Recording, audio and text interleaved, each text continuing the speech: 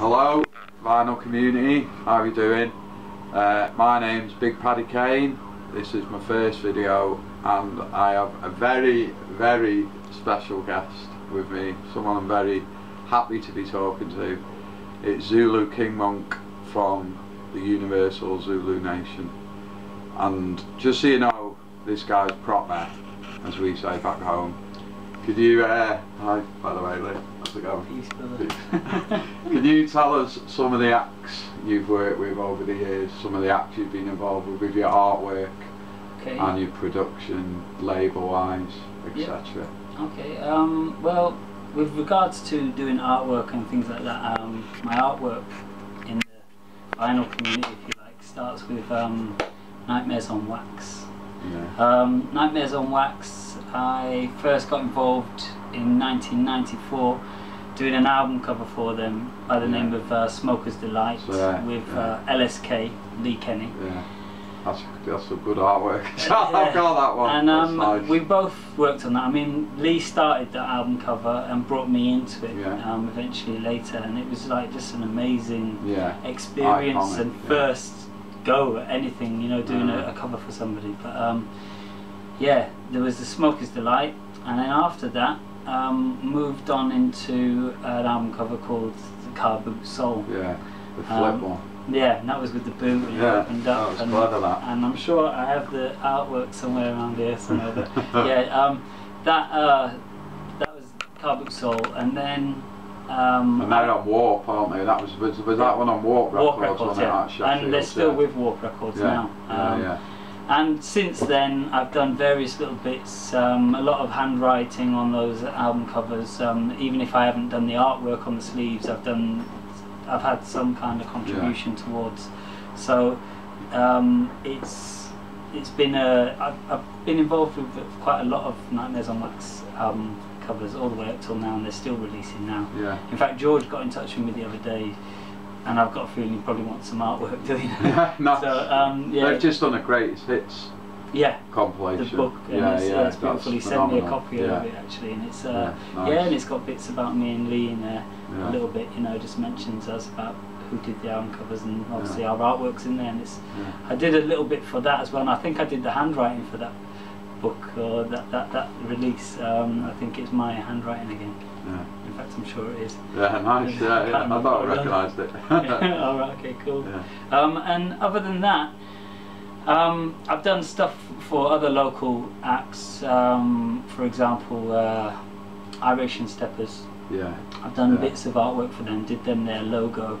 They're like this big sound system up here, aren't they? Dub sound system, kind of thing. And they do a lot of touring around Europe and stuff, etc. They're constantly on tour.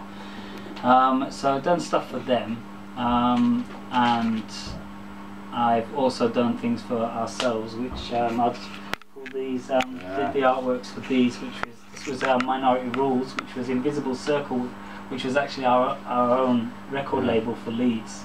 And so Thomas Stewart was in those, wasn't he? Tom Stewart, Breaking the Illusion. He was from the crew Breaking the Illusion, who I believe had the first ever, maybe the first even Northern hip hop release, definitely the first in Yorkshire. In Leeds, it was funny because around a similar time, I think Nightmares on Wax got to release just before then, and they did a track where George, the only track you'll hear George on rapping. He did a. That's Ease from Nightmares on Wax. Yeah, Ease from Nightmares on Wax. He did a track. What was it called now? Because it was very similar to Doug Lazy's Let It Roll, Get Bold. Just like kind of hip hop style. Ding, ding, ding, ding, ding, ding. Let It Roll, Get Bold. And he I think it was called Let It Roll or something like that. Why can't I? He sampled Big Daddy Kane, I think, didn't he? On an old sample, I'm pretty sure. Right. That one. Okay. I'm not 100% sure what he sampled, but that was George released that, and then you had. Breaking the Illusion win a competition, and they got their first release out there. So yeah, BTI were out there, which was obviously Tom Stewart at the time and Paul Edmeade, and they did have another member, but he dropped off very early, and it was just Paul Edmeade and Thomas Stewart. And Thomas Stewart was, I guess, a massive part of the Leeds influence for a lot of us. He helped start Low Life as well. Low Life Records, and so did a lot of people might not know that, but that Low Life came out of Leeds. From Leeds, yeah. And it started here. Joe Braintax, and it was him, and he had another one called Test 49. Yeah. And yeah, they were the group Braintax, so there was 2 of them originally, and there was 2 of BTI, and they came together and formed the Low Life record label. Which of course later released Rodney P, yep, Skinny Man, Task Force, yep, there's so many. Viceroy, yep, yeah, all of that. Tommy Evans, even had some stuff with them, Jess, they were so great label. That came from Leeds, and moved down to London, blew up in London really, because they'd had a few releases. I think they'd had about 4 releases before it finally went down to London. And then, of course, we started Invisible Circle quite a bit later. It was like 2001, January 2001, we set up Invisible Circle to be a network of all the local artists to come together and start fusing and putting things together. I remember I used to come down on a Sunday. You used to get us out of bed Sunday mornings. I remember that. That was great. And just got a lot of people together. I think there was the first one was a Saturday and a Sunday, and we split the 2 days.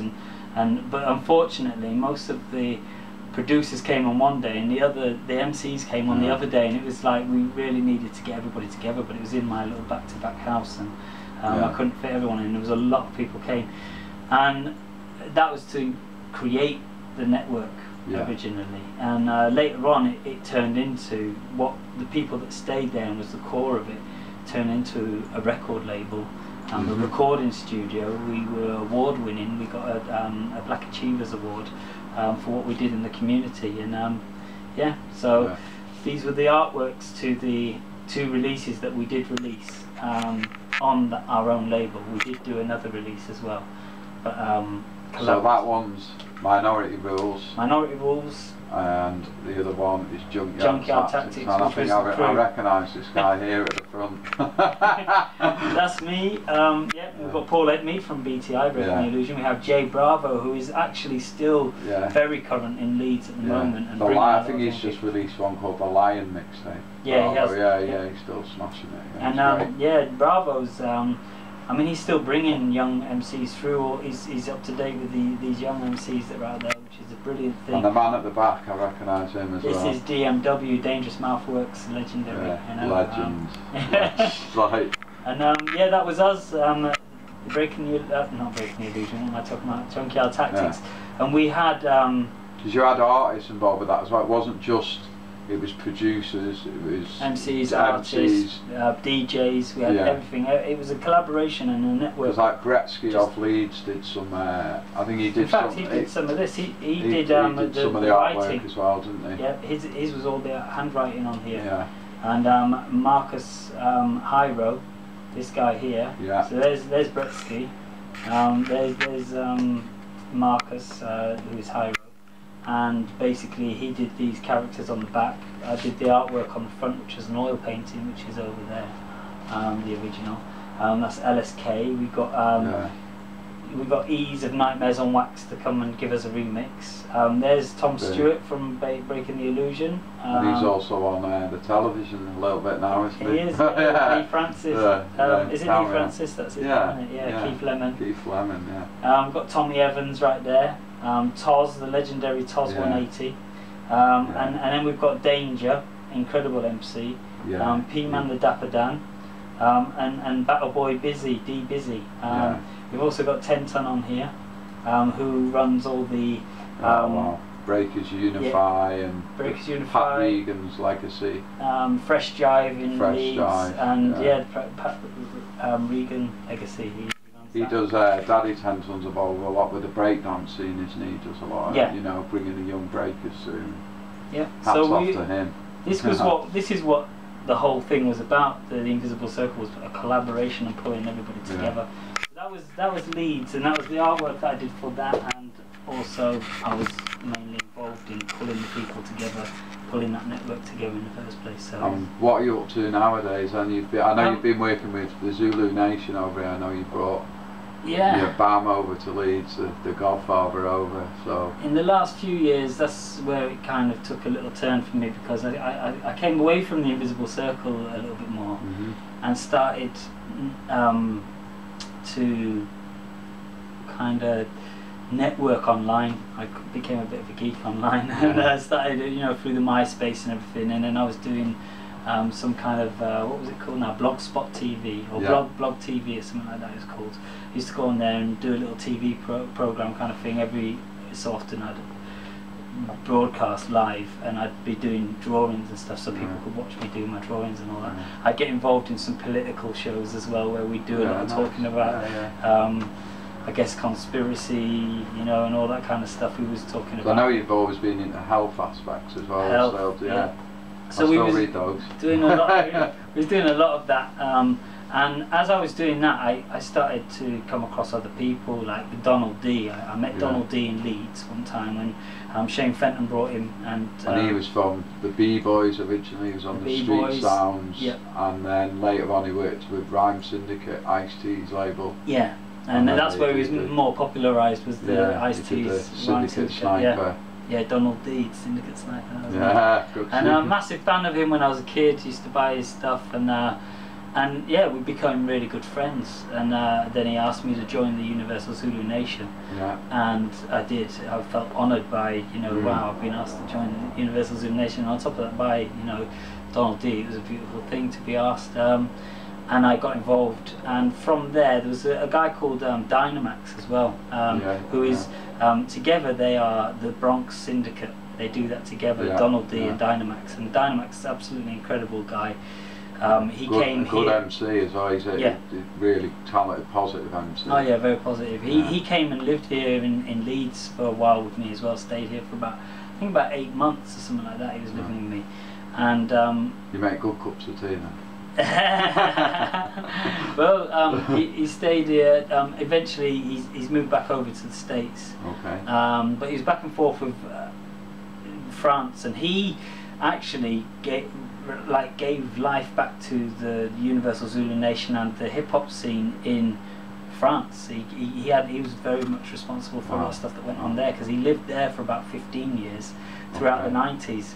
And got D Nasty back up, who he's their godfather of hip hop over in and he's actually been dubbed the godfather of hip hop by Kool Herc over there. So he got that title from Kool Herc, and also he's and Kool Herc's, for those who might not know, was the father of hip hop. He was the first person ever to mix 2 turntables, called it Herc's merry-go-round mix, but he invented the breakbeat.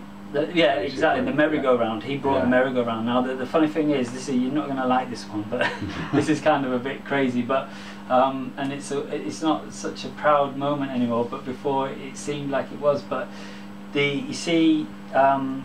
claim that Herc was the first guy, 2 turntables doing that thing, but Jimmy Savile also claimed that he was the first 2 turntables back in, I don't know if it was the 50s, 60s, he started putting 2 turntables together and playing records back to back, but not really mixing them. And it was different, it wasn't funk based. No, it wasn't funk based or anything like that, it was just right across whatever they played, because he used to DJ in Leeds. But it wasn't just him, it was another DJ as well, and I feel bad because I don't remember the DJ's name. He's still alive now as well, but he obviously didn't get to the fame of Jimmy Savile, but obviously we know Jimmy Savile, there's a lot of really badness that surrounds him. I don't watch all the news and read all the papers and everything, but I know that loads of mad stuff went off there. But that was his claim. If you look on YouTube, you'll find a video of him talking about it, about how he did 2 turntables, mixing and stuff like that. Well, not mixing, but playing one after the other with 2 turntables and the microphone, 2 turntables and the microphone. He was on that. So I mean, these things are going on all over the world in different places, and people get the recognition. And obviously, even in New York, there's a lot going on where, the Bronx and the, you've got like Queens, you've got Brooklyn, all kind of fighting about who was it that started it, and I know that that first started a long time ago and seemed to get put to rest, and it was like, you know, it's the Bronx, it's the home of hip hop and everything, but there's still people now. Chuck D recently did the commentary on a documentary that was created from Brooklyn side and Queens and all that, to say that they were the first people to do whatever, and they'd never even heard of Africa Bambaataa or Cool Herc and all that kind of thing, but they weren't doing exactly the same thing. It was sound system stuff, which is similar, but they didn't come with the merry-go-round, you know, and they didn't call something or bring the culture. He had the MC as well, didn't he? Yeah, he did, yeah. The Herculoids, so he kind of had more than one element there. The DJ element and the MC element. Yeah. And then you had the B-boys came into that, you know, and it all kind of took shape there, and that's what Africa Bambaataa dubbed, this is hip-hop. And you know, pulled that culture together, gave it the name, and put the elements out there to say this is what it is. This is what it's. So have you ever done any work with Bam then? What, like, well, you know? That's not wanting to blab your trumpet here, but well, you know. That's the thing. From Donald D bringing me in, Donald D and Dynamax were responsible for bringing me actually in directly to speak to the Godfather himself up on Skype. So. I was brought into a chat. It was just one day, Bam was calling Dynamax and Donald D into a meeting on Skype, and Dynamax said, "Yo, Don, why don't you bring Monk in there?" You know, because we were already on Skype, and he brought me in, and I got to meet him via Skype, and we got talking from there, continued conversation, and then he'd had a look at some of my artwork and actually asked me to do artwork for him. So he said, could I do certain things for the Universal Zulu Nation? I started off by doing a flyer for him first, which was 2011. Or was it 2010? No, it was 2011 it was. And it was, because I remember the flyer had 9/11 on it, which was the 9th being the 9th month. No, sorry, it wasn't. It was 9/11, because it was 9 being the date, and the 11 was for the month. November, Hip Hop History Month. So it was the 9th that month, I think it was. I'm sure that's the way it was.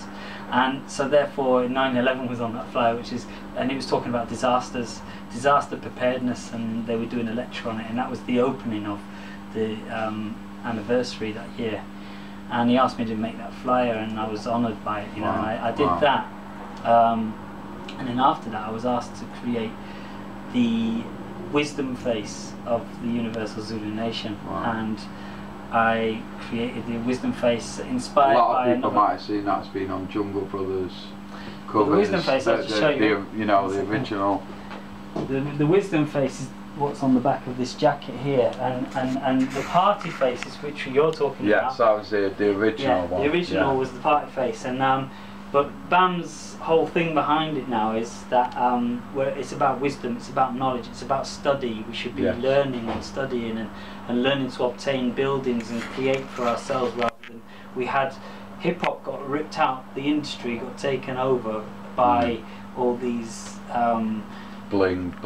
Well, that's what we see, but it's the people at the top that manage that, and how they've created that to say that this is what you need to rap about. If you're going to be a rapper and you do this, that and the other, this is what you need to do. And it's like, so people are there selling their souls for it, aren't they, really? And that's why music's changed like drastically. Like what we're listening, it's gone right down the pan. We used to have Public Enemy, X-Clan, KRS-One. I mean, we had NWA as well, but again, they were still quite politically, you know, activists in a sense, political activists. But there was a lot of negativity that came through that. But they say that they're, you know, that was a part of what showed that could sell, and therefore that's where they wanted to make the money. So these big rich businessmen at the top and the elites and stuff that own these record companies that changed the industry for how we know it to what we know now, and yeah, this is why Bam's about the wisdom face rather than party faces. We've been partying for 40 years, we need to sit down and study now. And of course, me and you included, a lot of the people who grew up with hip hop. I was born 73, we're educated for it, and obviously now we're entering our 40s and having children, families, and so it's changing the dynamics of it. Of course. Yeah. It's made I told you this guy's official. official. Yeah, telling you. So yeah, I started doing artwork for BAM then. So I did the face of the Universal Zulu Nation, and then we took it from there to doing single sleeves for him. So he's still releasing. Africa Bambaataa still releases things, and he's DJing on the radio. So the True School Radio poster there. That's I made that for BAM. The one next to it to the left is Professor X. So it's Africa Bambaataa and Professor X. The last recording Professor X ever made was with Africa Bambaataa, and he released that. And I was completely. Professor X was, of course, from X Clan. From the X Clan, yeah. And I was obviously very honoured to do that. And I've done quite a few other sleeve covers for Africa Bambaataa too. Done stuff for Donald D, the B-Boys. I did a new logo for them. Nice. Did a logo for Raheem from the Furious 5, and he uses that. Of course, they were MCs for Grandmaster Flash. Yeah, Grandmaster Flash and the Furious 5. In the Furious 5. Raheem, one of the first original crews. Cowboy, yeah. Indeed.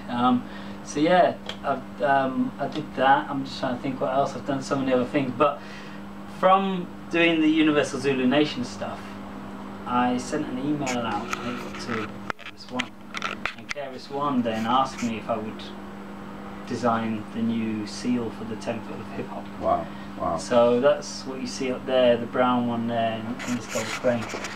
That's the Temple of Hip Hop, or one of them. I mean, I've got an interview with KRS-One talking about it and breaking it down a little bit, but saying that he's got, because they have a few different seals, and that's one of the seals for the Temple of Hip Hop. And KRS-One is like one of the original MCs who then went into edutainment, who tried to, he kind of fused it. Educate. He was one of the first people. Teacher, and he's the teacher of hip-hop. He was one of the first to take hip hop to educate people, and does a lot of lectures, college tours in America. He does, yeah. And he's pretty good on the mic as well. One of our favourites. Yeah, all-time favourites. So yeah, so I managed to get to work with him. I did a sleeve cover for his son as well. Okay. And because his son's his DJ. And he's a producer as well, so I've been quite fortunate to do things for people. I've just been like wow by I did this cover here for Makiba Mooncycle, who was I guess she was manager and mentor to Talib Kweli and got him signed to Rawkus Records. So. We have her to thank for that. She used to also be. That's off to her, yeah. She used to be through X Clan, so she was a part of the X Clan. She was also down with MC Light.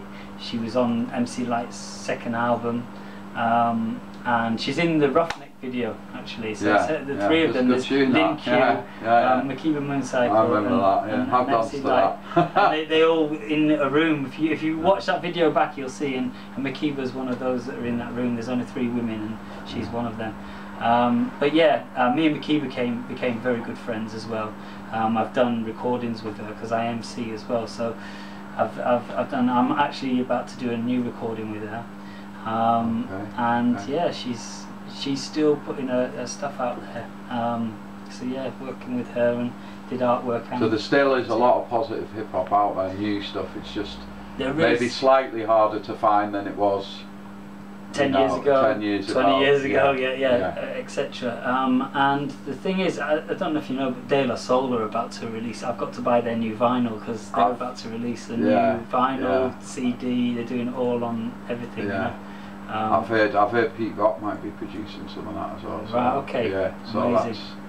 I'm looking forward to that. I'm definitely at the moment they're doing a Kickstarter. Yeah, they've only got 30 days on it, so I think that's the only way you can buy it. So I'll have to send you the link if you haven't got it, so you can get your opportunity to purchase your copy.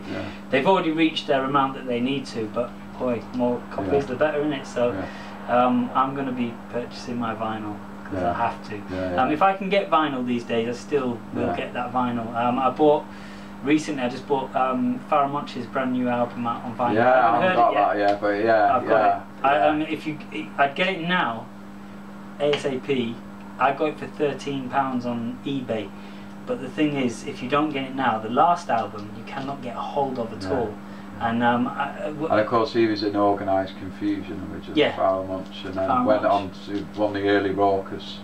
As well, he got on there as well, and in fact he was the one that brought it down as well with that sample from Simon Says from the Godzilla, and they watched that grow and become so big, and then they just went boom, okay, give us, and it folded the label, unfortunately.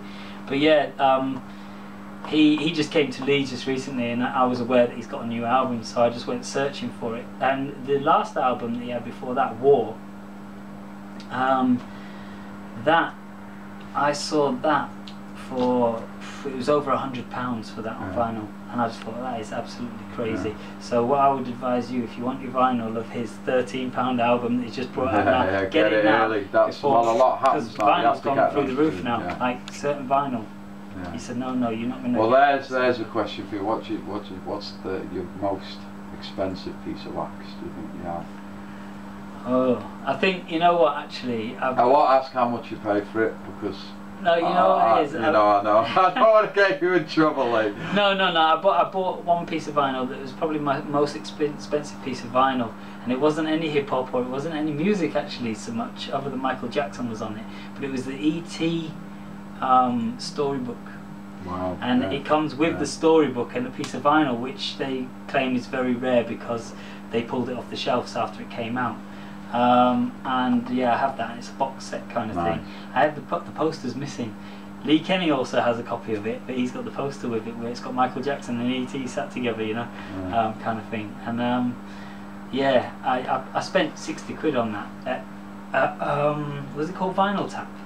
Where we used to have movie soundtracks and stuff in there. Do you remember it? Yeah, I remember. At the bottom of near the calls. Yes, it's Vinyl Tap. Yeah, that's right. It's not there anymore, obviously, but I went there and bought that and spent 60 quid, and that was, the guy knocked money off it for me to buy it at 60 quid.